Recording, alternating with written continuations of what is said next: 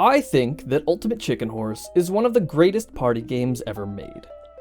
Because it's such a great party game, most people don't expect it to have a competitive scene. But it does, and this game goes deeper than you could possibly imagine. Not only in tech skill and mechanics, but in strategy too. And today I want to tell you a story. A story about the strangest strategy that I've ever seen.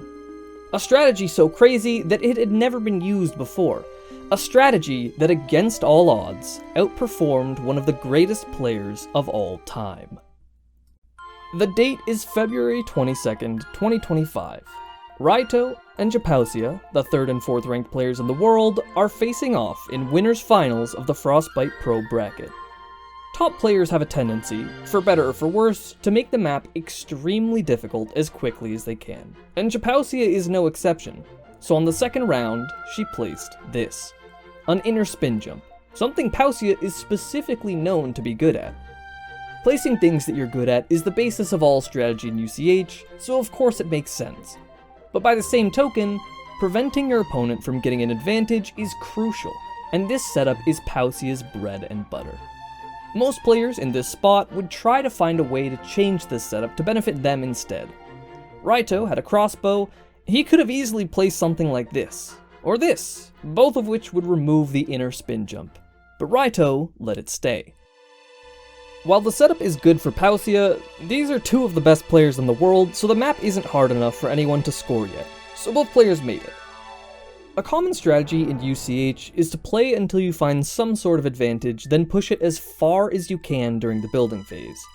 Pausia has an advantageous setup in the inner spin jump, so naturally she adds this crossbow to make a variant of the setup, one that is overwhelmingly difficult. Again, this is normally the time where Pausia's opponent would try to find a way to nerf the setup, but Raito chooses not to. Instead, he decides to make it way harder. In order to get past this setup, you need to position yourself on the far corner of this block where the arrow can't hit you. Right as the arrow is about to pass by, you jump up past it, curve inwards, then curve back towards the left wall to avoid the spike ball and jump across to safety. Somehow, that was the easy part. Next, you need to jump onto this block at the exact moment that the arrow passes, perform an inner spin jump. The second you hit this top block, you wall jump across over the spike ball. If you're too slow by even the tiniest amount, the arrow will get you. We're only in the 3rd round here, but already this map is so hard that the 3rd and 4th best players in the world can't make it to the finish.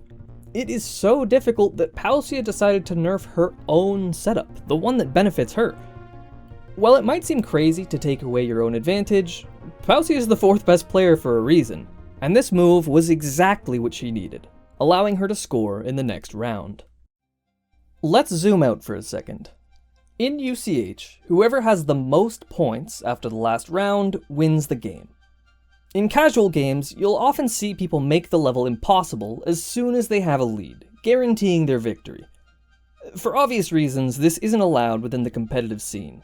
But it is possible to achieve something similar by either making the level so easy that both players make it to the finish and nobody scores, or making the level so difficult that nobody can make it to the end.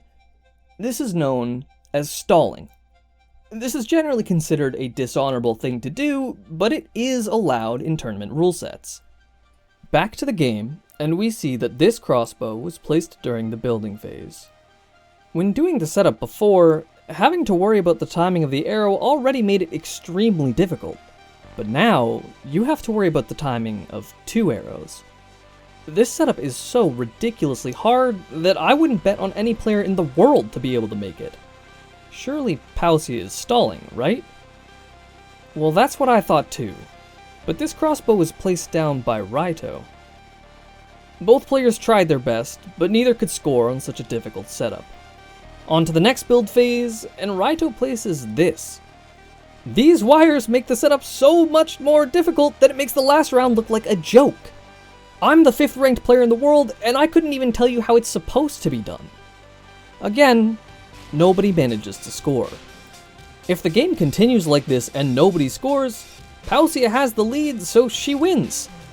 But this is so ridiculous that she decides to bomb this crossbow to make the setup more possible. That wasn't enough though, because Pausia nerfs it again. She doesn't care about winning with a strategy like this, she wants to win by making it to the finish. A very honorable way to play, but doing so opens up the path for Raito to score. Which is why what he did next will go down as the most confusing play of all time. This cannon is ridiculous, because in order to get past this setup, you need to enter the cannon, get shot out, immediately jump back, then, during the small amount of downtime before the cannon can shoot you again, you need to curve around to avoid this arrow and wall jump off this block here. Not only is this insanely mechanically intense, but you need to time when you enter the cannon perfectly so that the cannon is down during the moment you need to make the jump. To say that this is hard would be an understatement. But Raito is down by a point, and we're rapidly approaching the end of the game. Normally, you might expect to see Pausia make the map harder to stall out the match. But Pausia isn't stalling. Raito is. Raito is stalling against himself. I've been playing this game competitively for 7 years now. Nobody has seen more competitive UCH than I have, and I can say without a shadow of a doubt that this has never been done. This is crazy as is. But even crazier is what happens next. Despite being one of the most difficult setups I've ever seen in a tournament, Raito actually did it. Now against any other player, Raito would have just scored and tied the game up. But Pausia is one of the greatest players of all time, and to her, difficult is just a word. The match continues to play out. 4 turns left, Raito makes it harder, and nobody scores. 3 turns left, Raito makes it harder, and nobody scores. With just 2 rounds left, you guessed it, Raito makes it harder. The odds are stacked against him, but Raito is the type of player that comes along once in a generation. It doesn't matter what you place down because he can rise up to match it. Despite the overwhelming difficulty, Raito scored, and this time Pausia didn't manage to answer back. Somehow, Raito clawed his way back and tied up the game with just 1 turn left. And now, he has all the momentum. He just scored, so he could do nothing and probably win. But Raito, again, made the map harder. He made it so hard that neither player scored, and the game ended in a tie. In UCH tournaments, anytime there's a tie, we handle them by saving the map and continuing to play on. But with a twist. Every item is disabled, except for dynamite, and the regular scoring rules don't apply. Normally, in order to score a point, you need to be the only player to make it to the finish. But in tiebreakers, you just need to be the first. Even if both players make it, the first player to touch the flag wins. With these new rules, and all the pressure in the world resting atop the shoulders of these 2 players, the tiebreaker started. Raito loses his first life right away. Already at a disadvantage, he speeds it up, but the nerves are starting to hit. Another life down. And again, an early mistake, Raito is on to his last life while Pausia has lost none. With only 1 life left, it's unlikely that Raito can get past the hardest section in the end, so for Pausia, taking your time is the best move, right? Well, in UCH, there's a valuable lesson to be learned. You can learn it the hard way, or you can learn it right now. No matter how good you think he is, Raito is better. This is my favorite set of all time. No matter how much I think I know, there will always be someone like Raito who can flip my understanding of the game on its head. When I first watched this, I couldn't make any sense of it. Making the map more difficult to that extent when you're losing is unheard of. But when I spent more time thinking, it started to make sense. I hope you can bear with me on this, because the underlying reason for why Raito built like that is fascinating. Above all else, the most fundamental aspect of all strategy in UCH is understanding what it is that makes you good. Most people see this as placing setups that you're good at, but it goes a lot deeper. Raito is good because if every player in the world played at their absolute best, he would come out on top. This doesn't mean he's the best player in the world, because he can't consistently play at 100%, but this high peak makes him capable of doing mechanically difficult things that other top players simply can't.